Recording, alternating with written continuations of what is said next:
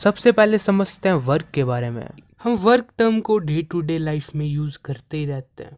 जैसे अब तुम बैठ के इस वीडियो को देख रहे हो, यानी वर्क कर रहे हो, पर साइंस के अकॉर्डिंग ये वर्क नहीं है। तो साइंस के अकॉर्डिंग वर्क तब भी होता है जब एक ऑब्जेक्ट के ऊपर फोर्स लगती है एंड उस फोर्स की वजह से वो ऑब्जेक्ट डिस्प्लेस होता है। जैसे स्टार्टिंग में हमारा शिनचैन एक बॉक्स को धक्का मार रहा था, यानी वो बॉक्स के ऊपर एक फोर्स लगा रहा था एंड उस फोर्स की वजह से ऑब्जेक्ट डिस्प्लेस हो रहा था, यानी बॉक्स की पोजीशन चेंज हो रही थी। तो साइंस के अकॉर्डिंग शिनचैन वर्क कर रहा है। तुम बैठ के पढ़ रहे हो तो तुम कोई काम नहीं कर रहे। एंड ये चीज याद रखना कि वर्क तब भी होता है जब ये दोनों कंडीशंस फुलफिल हो जाती है, यानी ऑब्जेक्ट के ऊपर फोर्स लगती है एंड उस फोर्स की वजह से ऑब्जेक्ट डिस्प्लेस होता है, तभी वर्क होगा। अगर एक चीज भी नहीं हो रही यानी वर्क नहीं हो रहा। तो अब वर्क डन का फॉर्मूला देखते हैं। तो वर्क डन को हम रिप्रेजेंट करेंगे W से, फोर्स को F से एंड डिस्प्लेसमेंट को S से। तो वर्क डन का एक सिंपल सा फॉर्मूला होता है फोर्स मल्टीप्लाइड बाय डिस्प्लेसमेंट, यानी F डॉट S।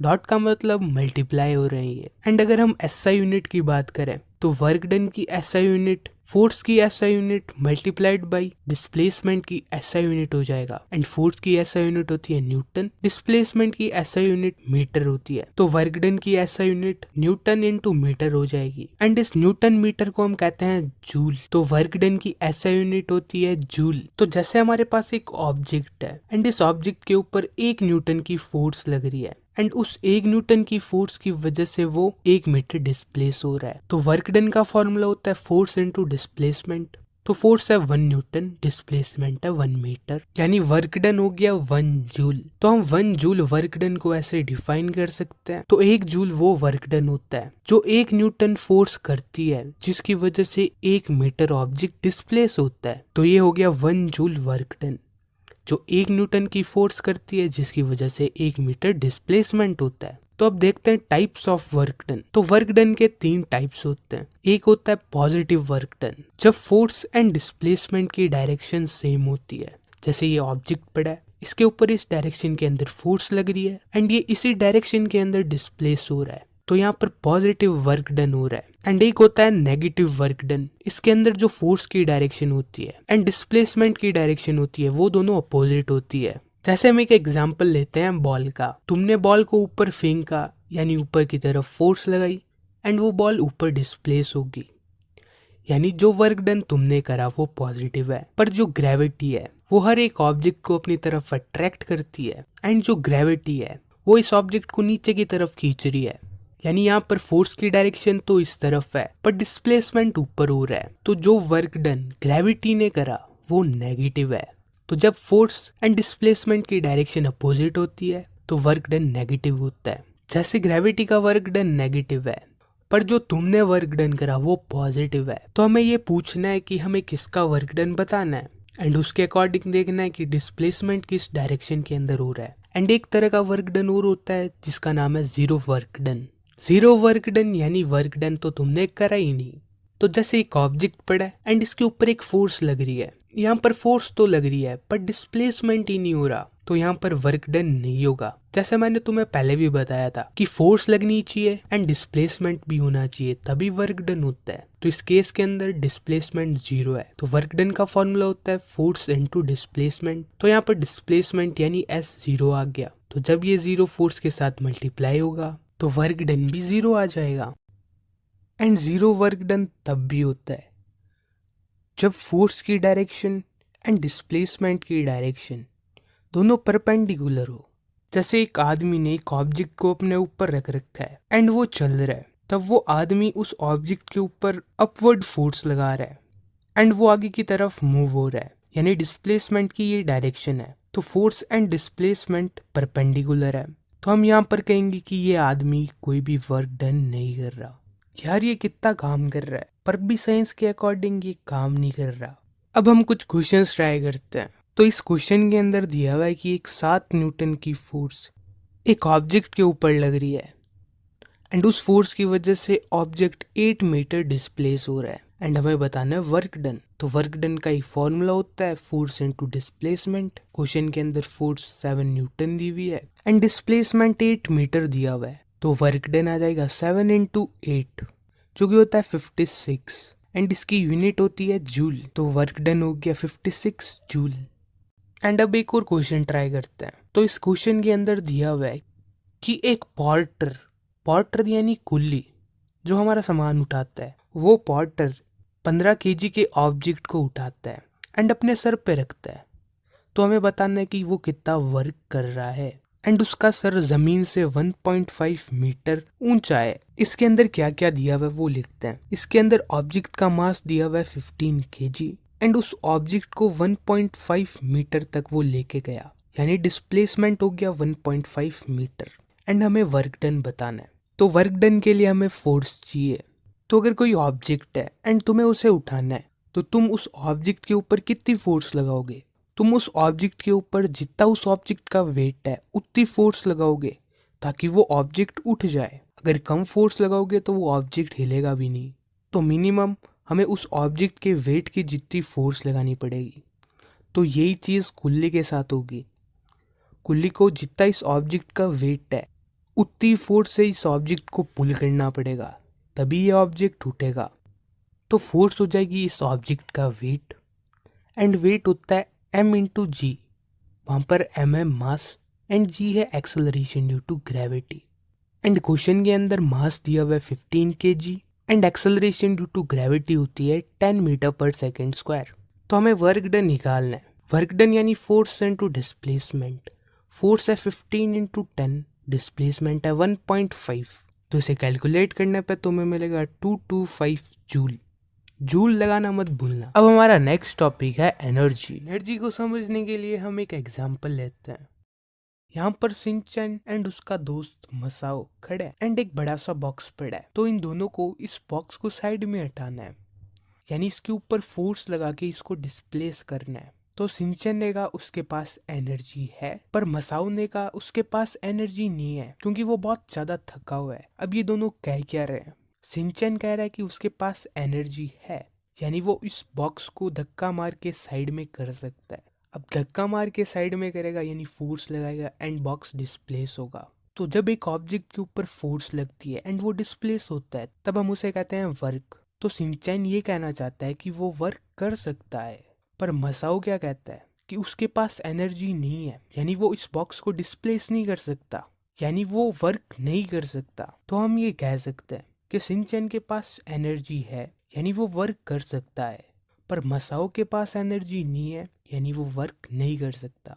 तो यहाँ से हम एनर्जी की डेफिनेशन निकाल सकते हैं कि energy is the ability to do work. किसी ऑब्जेक्ट की कितनी एबिलिटी है वर्क करने की, उसे हम एनर्जी कहेंगे। कोई ज्यादा वर्क कर सकता है तो उसकी ज्यादा एनर्जी है, कोई कम वर्क कर सकता है तो उसकी कम एनर्जी होती है। यानी हम ये कह सकते हैं कि एक ऑब्जेक्ट जितना काम करेगा उतनी उसकी एनर्जी होगी। तो जैसे ये इस ऑब्जेक्ट को धक्का मारेगा, अब इसके पास एनर्जी है एंड जब ये धक्का मारेगा यानी वर्क करेगा, तो वर्क करने के बाद इसकी एनर्जी एग्जॉस्ट हो जाएगी एंड इस बॉक्स को थोड़ी दूर ले जाने के बाद में इसकी एनर्जी खत्म हो जाएगी।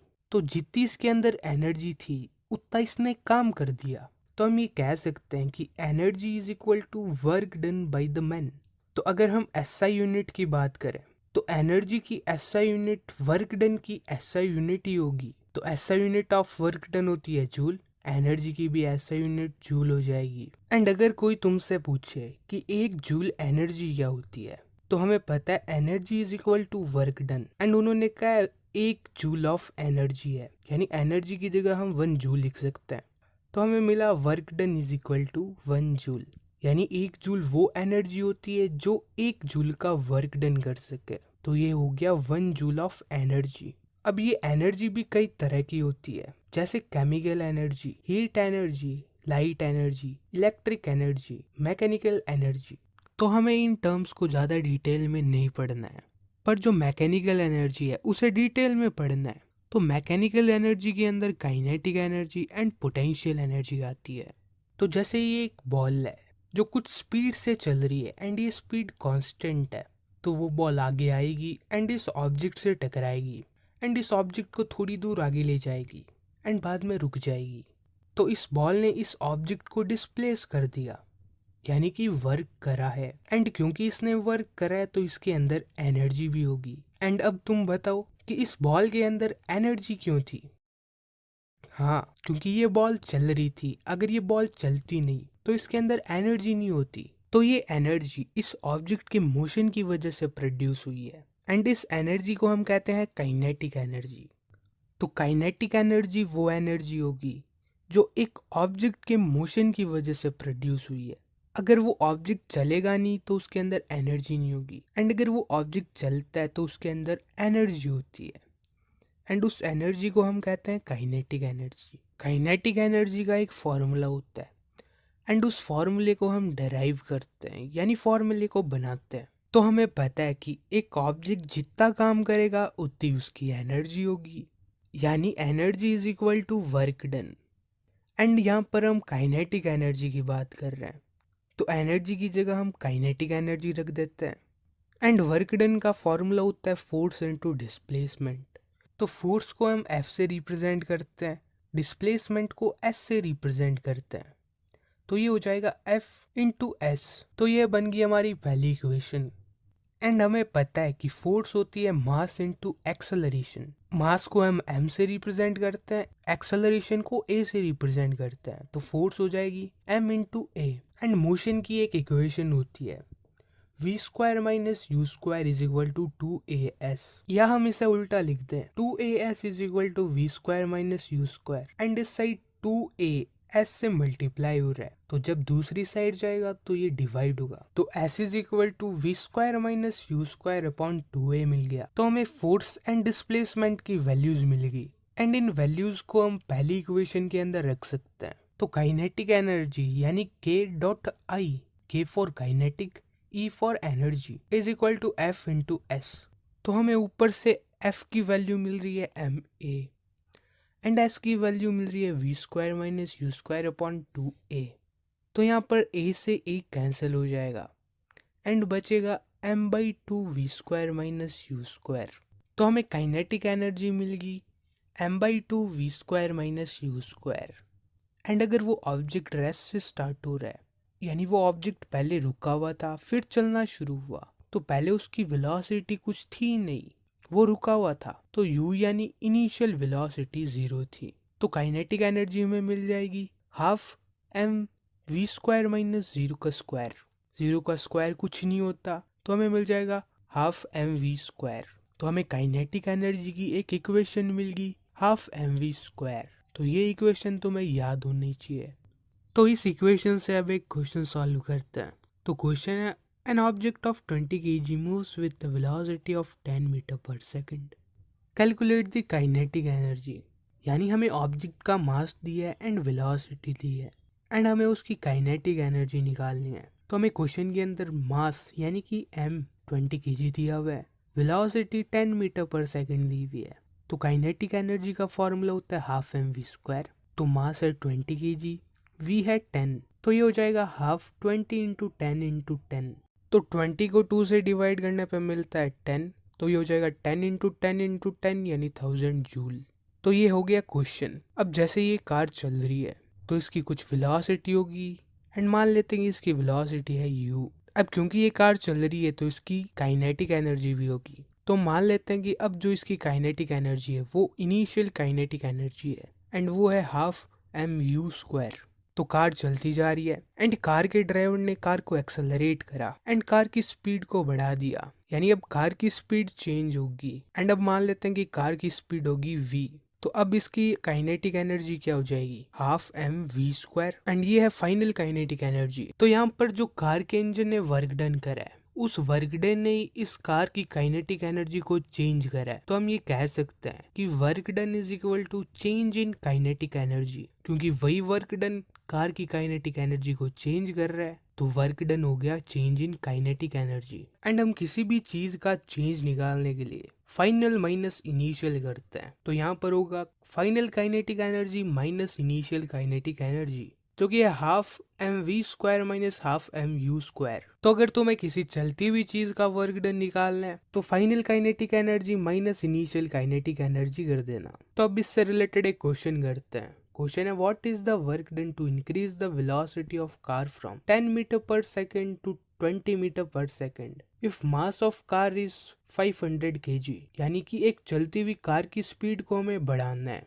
एंड उसका मास दिया हुआ है 500 kg एंड हमें बताना है हमें कितना वर्क डन करना पड़ेगा। तो सबसे पहले ये लिख लेते हैं कि हमें क्या क्या दिया हुआ है। u यानी कार की इनिशियल वेलोसिटी में दी हुई है 10 metre per second and car की फाइनल वेलोसिटी दी हुई है 20 मीटर पर सेकंड यानी v एंड मास यानी कि m दिया हुआ है 500 kg एंड हमें निकालना है वर्क डन। तो जैसा मैंने तुम्हें पहले भी बताया कि वर्क डन होता है चेंज इन काइनेटिक एनर्जी, यानी जितना भी काम करोगे वो सारा काम उस चीज की काइनेटिक एनर्जी को चेंज कर देगा। तो यहाँ पर जो कार का इंजन है वो जितना भी काम करेगा वो सारा काम इस कार की काइनेटिक एनर्जी को चेंज कर देगा, यानी work done is equal to change in kinetic energy. Change in kinetic energy यानी final kinetic energy minus initial kinetic energy. तो फाइनल काइनेटिक एनर्जी हो जाएगी half m v square minus half m v square. तो यहाँ से हम half M को बाहर ले सकते हैं एंड अंदर बच जाएगा v square minus u square. तो अब क्वेश्चन के अंदर तुम्हें m दिया हुआ है, v दिया हुआ है, u दिया हुआ है, तो इसके अंदर तुम्हें सारी वैल्यूज रखनी है एंड आंसर निकालना है एंड आंसर निकाल के नीचे कमेंट कर देना ताकि जिसे नहीं आता है वह उसे देख के समझ सके।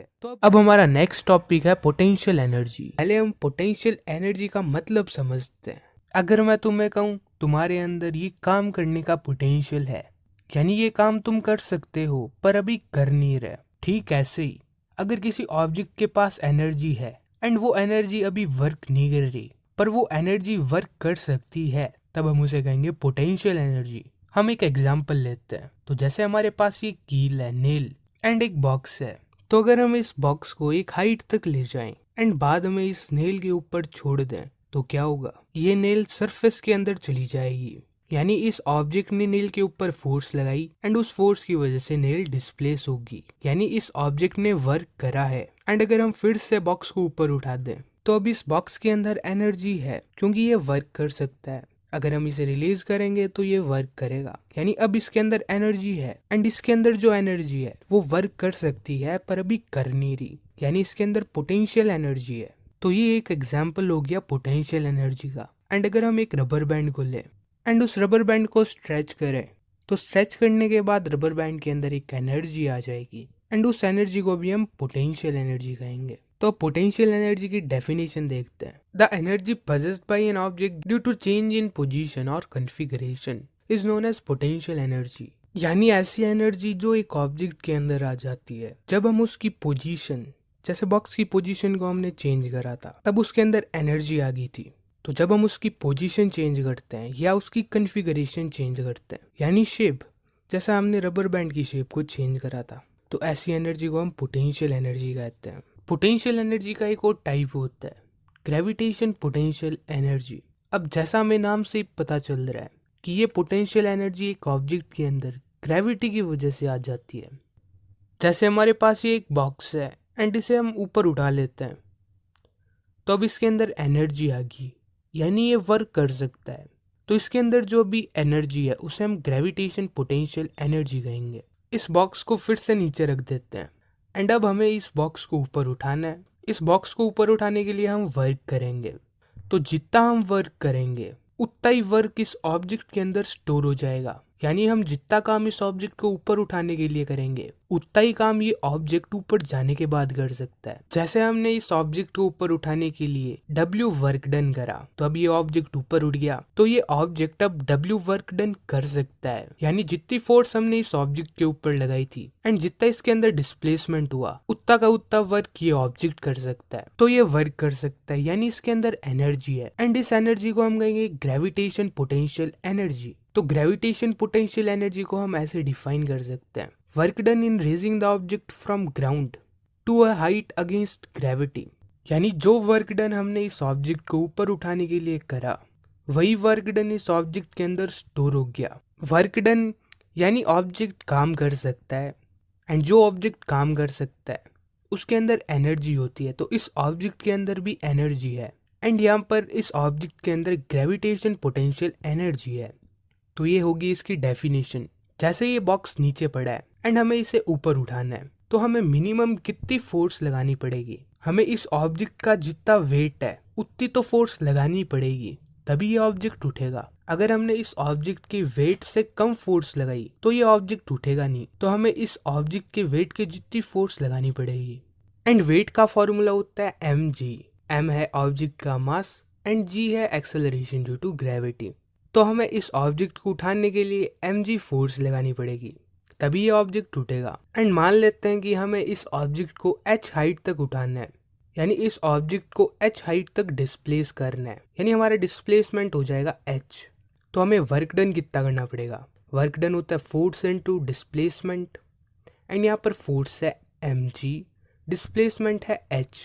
तो हम इस ऑब्जेक्ट को ऊपर उठाने के लिए mgh वर्क डन करेंगे, या हम ये कह सकते हैं कि इस ऑब्जेक्ट को उठाने के लिए हम mgh एनर्जी लगा देंगे। तो जो एनर्जी हमने इस ऑब्जेक्ट को ऊपर उठाने के लिए लगाई वही एनर्जी इस ऑब्जेक्ट के अंदर स्टोर हो जाएगी। तो हम ये कह सकते हैं कि इस ऑब्जेक्ट के अंदर पोटेंशियल एनर्जी कितनी है?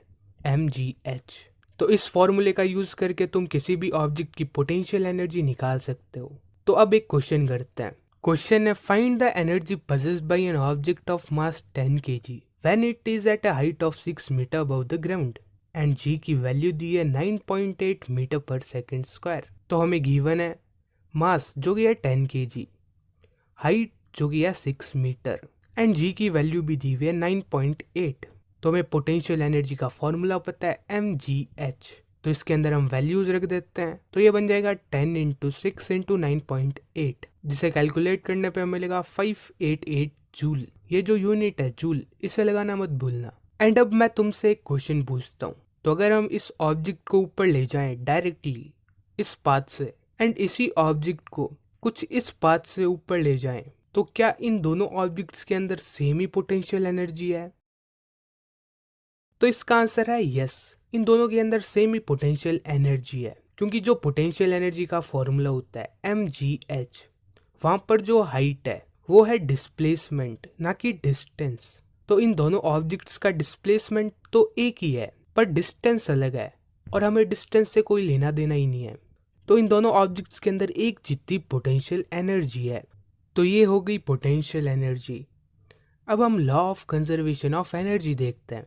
तो ये लॉ क्या कहता है? ये लॉ कहता है कि एनर्जी को ना ही तो हम बना सकते हैं ना ही डिस्ट्रॉय कर सकते हैं, यानी energy can neither be created nor be destroyed. पर एनर्जी इंटर कन्वर्टेबल है एक फॉर्म से दूसरे फॉर्म के अंदर, यानी एनर्जी अपने फॉर्म चेंज करती रहती है। हमने दो तरह की एनर्जी के बारे में पढ़ा है, एक पोटेंशियल एनर्जी एंड एक काइनेटिक एनर्जी। तो अब देखते हैं कैसे एनर्जी इंटर कन्वर्टेबल है, यानी वो कैसे पोटेंशियल एनर्जी से काइनेटिक एनर्जी के अंदर कन्वर्ट हो जाती है। तो जैसे हमारे पास ये ऑब्जेक्ट है एंड इसे हम एक हाइट तक ले जाते हैं, तो अब ये एक हाइट पे आ गया एंड इसके अंदर अब पोटेंशियल एनर्जी स्टोर होगी, यानी इसके अंदर अब पोटेंशियल एनर्जी है पर काइनेटिक एनर्जी जीरो है, क्योंकि काइनेटिक एनर्जी वो एनर्जी होती है जब एक ऑब्जेक्ट मोशन के अंदर होता है। पर ये ऑब्जेक्ट तो यहाँ पर रेस्ट के अंदर है, तो इसकी काइनेटिक एनर्जी होगी ही नहीं, यानी इसकी काइनेटिक एनर्जी जीरो है। तो जब हम इस ऑब्जेक्ट को रिलीज करेंगे तो ये ऑब्जेक्ट नीचे आएगा। अब जब ये नीचे आना स्टार्ट होगा तो हाइट डिक्रीज होना स्टार्ट हो जाएगी, एंड जब हाइट डिक्रीज होगी तो पोटेंशियल एनर्जी भी डिक्रीज हो जाएगी। तो इस पॉइंट के ऊपर इसकी हाइट कम होगी, यानी इसकी पोटेंशियल एनर्जी भी कम होगी। पर ये मोशन के अंदर है तो इसके अंदर काइनेटिक एनर्जी आ गई, तो इसकी पोटेंशियल एनर्जी कम हुई है, तो वो पोटेंशियल एनर्जी जो कम हुई है वो काइनेटिक एनर्जी बन गई। एंड जब ये थोड़ा और नीचे जाएगा तब इसकी पोटेंशियल एनर्जी और कम हो जाएगी, एंड जितनी पोटेंशियल एनर्जी कम हुई है उतनी काइनेटिक एनर्जी इंक्रीज हो जाएगी। तो ये ऑब्जेक्ट नीचे आ रहा है एंड इसकी पोटेंशियल एनर्जी कम हो रही है, वहीं इसकी काइनेटिक एनर्जी बढ़ती जा रही है। तो इस पॉइंट पे यानी यहाँ पर हाइट जीरो होगी।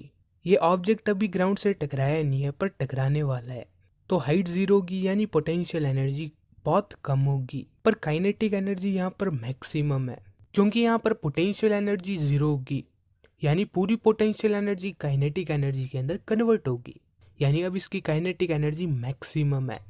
एंड बाद में ये ग्राउंड से टकराएगा एंड वो काइनेटिक एनर्जी साउंड एनर्जी या लाइट एनर्जी के अंदर कन्वर्ट हो जाएगी। तो ऐसे एनर्जी एक फॉर्म से दूसरे फॉर्म के अंदर जाती रहती है, एंड ना ही तो हम एनर्जी को बना सकते हैं ना ही उसको डिस्ट्रॉय कर सकते हैं। तो हम ऊपर वाले एग्जाम्पल को देखते हुए ये कह सकते हैं कि potential energy plus kinetic energy is equal to constant, क्योंकि जब पोटेंशियल एनर्जी ज़्यादा थी तो काइनेटिक एनर्जी कम थी, एंड जब पोटेंशियल एनर्जी कम हुई तो काइनेटिक एनर्जी बढ़ गई। यानी जब एक चीज़ बढ़ती है तो दूसरी कम हो जाती है, यानी इनका सम बैलेंस रहता है। बैलेंस्ड यानी फिक्स्ड, कांस्टेंट। तो हम ये कह सकते हैं कि potential energy plus kinetic energy is equal to constant. And potential energy and kinetic energy के सम को हम कहते हैं मैकेनिकल एनर्जी। तो हम ये भी कह सकते हैं कि mechanical energy remains constant. And हमने इस एग्जांपल के अंदर एक चीज़ और देखी कि जैसे जैसे पोटेंशियल एनर्जी कम हो रही थी वैसे वैसे काइनेटिक एनर्जी बढ़ती जा रही थी। यानी हम ये लिख सकते हैं कि rate of decrease in potential energy is equal to rate of increase in kinetic energy. जैसे पोटेंशियल एनर्जी कम हो रही थी वैसे काइनेटिक एनर्जी बढ़ रही थी। तो ये मतलब है इस लाइन का। तो ये होगी बात एनर्जी की। तो अब हमारा नेक्स्ट टॉपिक है पावर। पावर को समझने के लिए हम एक एग्जांपल लेते हैं। जैसे ये बॉक्सेस को पुश कर रहे हैं एंड इन दोनों बॉक्सेस का वेट भी इक्वल है एंड इन्हें इक्वल डिस्टेंस तक लेके जाना है। तो ये बॉक्सेस को पुश कर रहे हैं यानी फोर्स लगा रहे हैं, एंड ये दोनों इक्वल फोर्स लगा रहे हैं क्योंकि दोनों ऑब्जेक्ट्स का वेट इक्वल है। तो उन्हें पुश करने के लिए उनके वेट के जितनी फोर्स लगानी पड़ेगी। तो ये दोनों इन बॉक्सेस के ऊपर इक्वल फोर्स लगा रहे हैं। तो पहले वाले ने इस बॉक्स को जल्दी पुश करा पर दूसरे वाले ने बॉक्स को धीरे धीरे पुश करा। तो यहाँ पे दोनों ने वर्क डन तो इक्वली करा है क्योंकि इन्होंने इक्वल फोर्स लगाई है एंड ऑब्जेक्ट्स इक्वली डिस्प्लेस हुए हैं। तो इन दोनों ने वर्क डन तो इक्वल करा है पर इन्होंने टाइम डिफरेंट लिया है। पहले वाले ने टाइम कम लिया है पर दूसरे वाले ने टाइम ज्यादा लिया है। तो जब हम वर्क डन को टाइम से रिलेट कर देते हैं तब वो पावर बन जाता है। तो यहाँ पर पहले वाले आदमी ने वर्क करने के लिए कम टाइम लिया एंड जो कम टाइम लेता है उसकी पावर ज्यादा होती है, पर दूसरे वाले आदमी ने ज्यादा टाइम लिया तो उसकी पावर कम है। तो पावर होता है रेट ऑफ डूइंग वर्क, यानी वर्क कैसे हो रहा है, जल्दी हो रहा है या धीरे हो रहा है, उसे हम पावर कहेंगे। जैसे पहले वाले ने वर्क जल्दी करा यानी रेट ऑफ डूइंग वर्क ज्यादा था यानी उसकी पावर भी ज्यादा थी, पर दूसरा वाला धीरे धीरे काम कर रहा था यानी रेट ऑफ डूइंग वर्क उसका कम था यानी उसकी पावर भी कम थी। तो पावर होता है rate of doing work. And power का एक फॉर्मूला होता है, power is equal to work done upon time. जैसे मैंने तुम्हें पहले भी कहा कि हम वर्क डन को टाइम से रिलेट कर देते हैं तब वो पावर बन जाता है। तो हम वर्क डन को टाइम से डिवाइड कर देते हैं तो पावर को हम P से रिप्रेजेंट करते हैं। तो P is equal to W upon T। W यानी वर्क डन एंड T यानी टाइम। एंड अगर हम SI यूनिट की बात करें तो इस फॉर्मूले के अंदर हम वर्क डन एंड टाइम की SI यूनिट रख देते हैं, तब हमें पावर की SI यूनिट मिल जाएगी। तो वर्क डन की SI यूनिट होती है जूल एंड टाइम की SI यूनिट होती है सेकंड। तो पावर की SI यूनिट होगी जूल अपॉन सेकंड या जूल पर सेकंड। एंड इस जूल पर सेकंड को हम कहते हैं वॉट, क्योंकि जेम्स वॉट जिन्होंने पावर के कंसेप्ट के ऊपर सबसे ज्यादा काम करा था उनके ऑनर में या उन्हें याद रखने के लिए पावर की SI यूनिट वॉट होती है। एंड अगर कोई पूछे कि एक वॉट पावर क्या होती है तो तुम्हें सिर्फ पावर के फॉर्मूले के अंदर वर्क डन एंड टाइम की SI यूनिट रखनी है। जैसे power is equal to work done upon time, तो यहाँ पर पावर है 1 वॉट, तो वर्क डन कितना होगा 1 जूल एंड टाइम भी 1 सेकंड, यानी सब 1 कर दो। वर्क डन भी 1 जूल का कर दो, टाइम भी 1 सेकंड कर दो एंड उसे डिफाइन कर देना है कि जब एक ऑब्जेक्ट 1 जूल का वर्क डन करता है 1 सेकंड के अंदर तब हम उसे कहते हैं 1 वॉट पावर। तो अब एक क्वेश्चन करते हैं। क्वेश्चन के अंदर दिया हुआ एक लड़की जिसका वेट है 400 न्यूटन, वेट की SI यूनिट न्यूटन ही होती है तो वेट है उसका 400 न्यूटन। वो एक 8 मीटर लंबी रोप के ऊपर क्लाइम करती है एंड वो टाइम लेती है 20 सेकंड्स एंड हमें बतानी है पावर। तो क्वेश्चन के अंदर दिया हुआ है कि लड़की का वेट है 400 न्यूटन। तो अब एक बात बताओ कि वो लड़की फोर्स कितनी लगाएगी ऊपर चढ़ने के लिए। वो लड़की उतना उसका वेट है उतनी तो फोर्स लगाएगी तभी वो ऊपर जा पाएगी। तो वेट या फोर्स एक ही चीज है। तो वो लड़की 400 न्यूटन की फोर्स लगाएगी एंड वो 8 मीटर लंबी रोप के ऊपर चढ़ने वाली है, यानी डिस्प्लेसमेंट क्या होगा 8 मीटर। एंड टाइम भी दिया हुआ 20 सेकेंड्स एंड हमें बतानी है पावर। तो पावर का एक फॉर्मूला होता है वर्क डन अपॉन टाइम। अब वर्क डन भी हमें निकालना पड़ेगा। तो वर्क डन होता है फोर्स इनटू डिस्प्लेसमेंट। तो W की जगह हम F इंटू एस लिख सकते हैं। तो ये फॉर्मूला बन जाएगा F into S divided by T। तो इसके अंदर हमें सारी वैल्यूज रखनी है एंड आंसर आ जाएगा। तो फोर्स है 400 न्यूटन, डिस्प्लेसमेंट है 8 मीटर, टाइम है 20 सेकेंड्स। इसे कैलकुलेट करने पे तुम्हें मिलेगा 160। अब इसकी यूनिट क्या लगाओगे, याद करो वॉट, एंड यूनिट लगाना कभी मत भूलना। तो इसका आंसर हो गया 160 वॉट। तो ये 160 वॉट कह क्या रहा है, तो हमें पता है वॉट होता है जूल अपॉन सेकंड, यानी जूल पर सेकंड। तो यहाँ पर हम वॉट की जगह जूल डिवाइडेड बाई सेकंड लिख सकते हैं। तो ऊपर हो गया 160 जूल एंड नीचे हो गया 1 सेकंड। तो ये चीज़ ये कह रही है कि उस लड़की ने 1 सेकंड के अंदर 160 जूल वर्क करा। तो 160 वॉट का ये मतलब है। तो अगर कहीं पे 50 वॉट लिखा हुआ है तो तुम्हें ये समझ जाना है कि वो ऑब्जेक्ट 1 सेकंड के अंदर 50 जूल वर्क कर सकता है।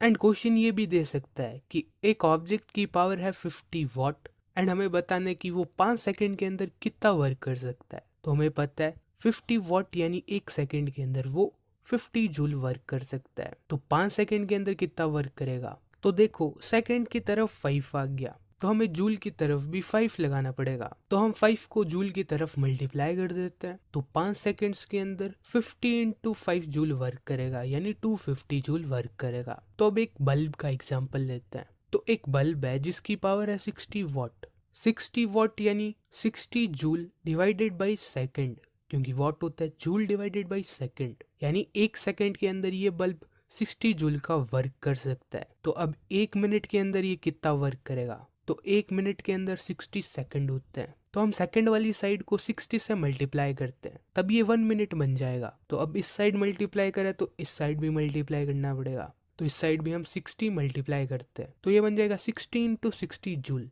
ये 1 मिनट के अंदर 3600 जूल वर्क कर सकता है। अब एक आर की बात करते हैं। तो 1 घंटे के अंदर 60 मिनट्स होते हैं। तो अगर हम इस 1 मिनट को 60 से मल्टीप्लाई कर दें तो ये 60 मिनट बन जाएगा, यानी कि 1 आवर।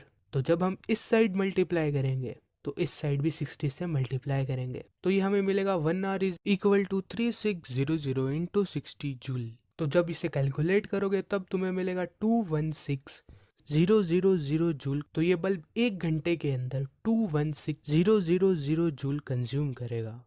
तो ये तो बात होगी 1 घंटे की, पर हम ऑर्डिनरी बल्ब को 10 घंटे तक तो यूज करते ही हैं, तो इसके पीछे एक और जीरो लगा देते हैं। तो ये इतनी बड़ी यूनिट होगी सिर्फ एक बल्ब के लिए। घर में और भी अप्लायंसेज होते हैं, तो जब हम उन सारे अप्लायंसेज की इलेक्ट्रिक एनर्जी को ऐड करेंगे तो वो कितनी बड़ी डिजिट बन जाएगा। तो उस चीज से बचने के लिए हम एक एनर्जी की बड़ी यूनिट को ले लेते हैं जिसका नाम है कमर्शियल यूनिट ऑफ एनर्जी। तो हमें पावर का एक फॉर्मूला पता है जो कि है power is equal to work done upon time.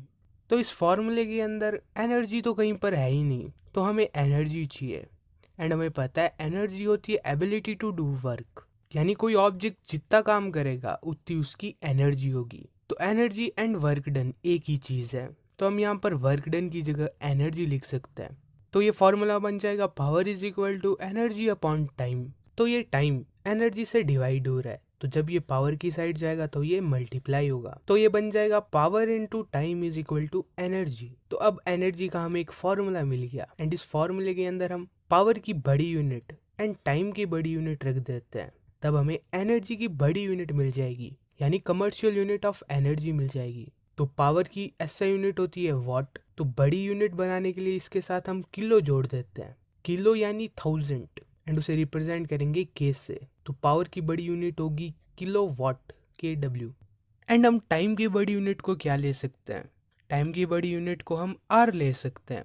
तो ये हो जाएगा किलो वॉट इंटू आर, यानी किलो वॉट आर। तो हमें एनर्जी की कमर्शियल यूनिट मिल गई किलो वॉट आर। तो किलो वॉट आर को हम SI सिस्टम के अंदर कन्वर्ट करते हैं ताकि हम कन्वर्जन कर सकें SI यूनिट से किलो वॉट पर आर के अंदर एंड किलो वॉट पर आर को SI यूनिट्स के अंदर। तो किलो क्या होता है 1000, तो हम इसे ऐसे भी लिख सकते हैं 1000 वॉट इंटू आर। अब इस वॉट को हम नहीं छेड़ेंगे क्योंकि ये वॉट पावर की SI यूनिट है, तो इसे ऐसे ही रहने देते हैं। पर टाइम की SI यूनिट क्या होती है सेकंड, तो इस आर को हमें सेकंड के अंदर कन्वर्ट करना होगा। तो हमें पता है कि 1 घंटे के अंदर 60 मिनट होते हैं एंड 1 मिनट के अंदर 60 सेकेंड्स होते हैं। तो जो ये मिनट है इसकी जगह हम 60 सेकेंड लिख सकते हैं। तो एक hour is equal to 60 into 60 second, 6 6 या 36 एंड 2 जीरोस पीछे, तो ये 1 घंटे के अंदर 3600 सेकेंड्स होगी। तो 1 किलोवाट आर क्या हो जाएगा, 1000 इंटू 3600 वॉट इंटू सेकेंड। तो अब 3600 एंड 1000 के भी 3 जीरोज हैं, तो इन पांचों जीरोज को हम ऐसे भी लिख सकते हैं 36 इंटू 10⁵5। 10⁵5 यानी 5 जीरोज हैं। एंड इस चीज को अगर मैं ऐसे लिखूं 3.6 इंटू 10 यानी 36, 3.6 को जब हम 10 से मल्टीप्लाई करेंगे तो ये 36 बन जाएगा। तो 3.6 into 10 into 10⁵5 what into second, तो ये भी सही है। तो इस 10 को मैं 5 वाली लाइन के अंदर ऐड कर सकता हूँ, तो ये बन जाएगा 3.6 इंटू 10⁵6। पहले 5 थे, फिर 10 वाला जीरो एक और आ गया, तो ये 6 बन गया। एंड अब रुको, वॉट को हम कैसे लिखते हैं, वॉट को लिखते हैं जूल डिवाइडेड बाई सेकेंड, तो ये हो जाएगा joule divided by second into second. तो इस सेकेंड से ये सेकेंड कैंसिल हो जाएगा एंड हमारे पास बचेगा सिर्फ और सिर्फ जूल। तो 1 kilowatt per hour is equal to 3.6 into 10⁶ joule मिल गया। जूल यानी एनर्जी, एनर्जी वो भी ऐसा यूनिट के अंदर। तो इस चीज को तुम याद कर लेना कि 1 किलोवाट पर आवर इतने जूल्स के बराबर होता है। एंड इस 1 किलोवाट पर आवर को हम कहते हैं यूनिट, 1 यूनिट। जो हमारे घरों में इलेक्ट्रिसिटी बिल आता है वो यूनिट्स के अंदर आता है। यूनिट यानी कि 1 किलोवाट पर आवर। तो अब इससे रिलेटेड एक क्वेश्चन ट्राई करते हैं। तो क्वेश्चन है, एक बल्ब है जो 60 वॉट पावर का है एंड वो दिन में 6 घंटे तक चलता है एंड हमें ये बताना है कि वो कितनी इलेक्ट्रिक एनर्जी कंज्यूम करता है एक दिन के अंदर। एंड हमें उस एनर्जी को एक्सप्रेस करना है यूनिट्स के अंदर। तो क्वेश्चन के अंदर क्या दिया हुआ है, पावर दी हुई है जो कि है 60 वॉट। तो हमें एनर्जी को एक्सप्रेस करना है यूनिट्स के अंदर यानी किलोवाट आवर के अंदर, यानी हमें बड़ी यूनिट्स चाहिए। तो पावर की बड़ी यूनिट क्या होती है, किलोवाट। एंड यहाँ पर बल्ब की पावर दी हुई है 60 वॉट, तो 60 वॉट को हम किलोवाट के अंदर चेंज करते हैं। तो 1 किलोवाट के अंदर 1000 वॉट्स होते हैं। तो जब हम 60 वॉट को 1000 से डिवाइड कर देंगे तो हमें किलोवाट के अंदर पावर मिल जाएगी। तो 60 डिवाइडेड बाई 1000 क्या हो जाएगा, 0.06 किलोवाट। तो पावर मिल गई हमें किलोवाट के अंदर। एंड बल्ब दिन में 6 घंटे तक चलता है यानी टाइम हो गया 6 आवर। एंड एनर्जी का हमें एक फॉर्मूला पता है, पावर इनटू टाइम। तो अब तुम्हें सारी कैलकुलेशंस करनी है एंड नीचे आंसर कमेंट कर देना है। एंड जो इसका आंसर निकलेगा वो आंसर निकलेगा किलोवाट आवर के अंदर। एंड उस किलोवाट आवर को तुम रिप्लेस कर देना यूनिट से, क्योंकि किलोवाट पर आवर 1 यूनिट के बराबर होता है। तो आंसर के अंदर यूनिट लगाना मत भूलना, क्योंकि क्वेश्चन में ये दिया हुआ है कि यूनिट के अंदर आंसर बताओ। एंड सभी को आंसर नीचे कमेंट कर